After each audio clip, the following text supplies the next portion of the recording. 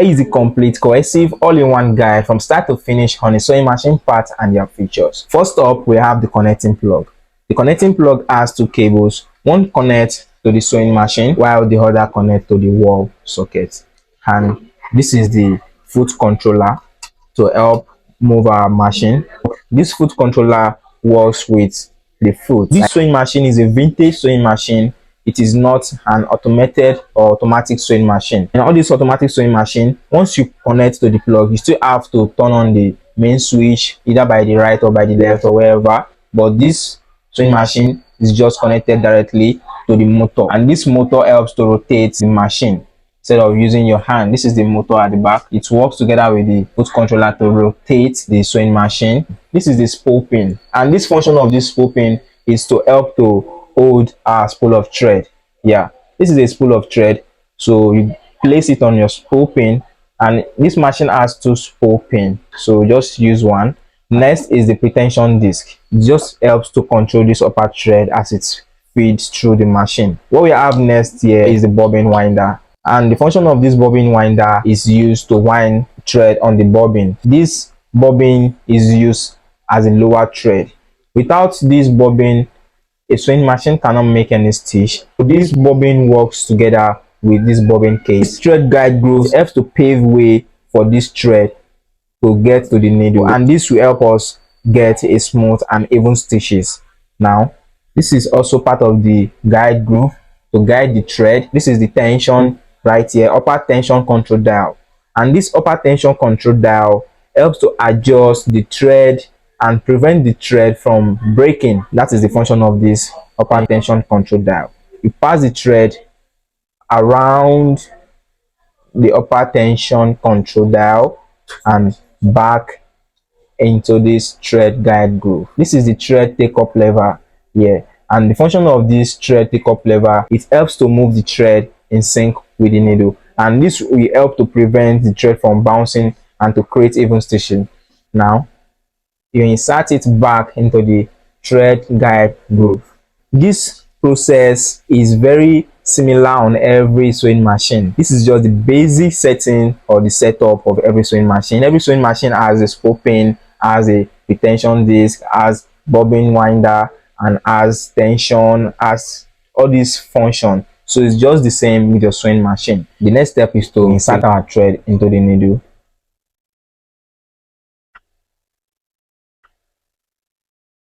This is the presser foot. The presser foot helps to hold the fabrics in place as it moves through the machine, and the presser foot holder holds the presser foot. Now I'll be showing you how to insert your bobbin into your sewing machine. This is the bobbin and this is the bobbin case.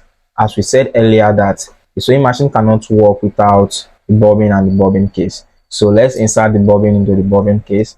You insert it right into this hole and pass it down into this tension.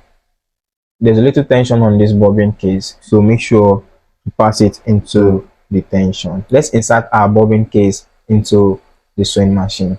This varies. Some sewing machine has their bobbin case directly opposite in front of this nail. In the case of this sewing machine, this bobbin case is fixed directly underneath the sewing machine, inside the sewing machine, just under the feed dog. Now let me remind you this before I forget.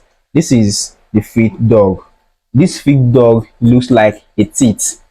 Can you see it? It is just like a teeth. This helps to move the fabrics.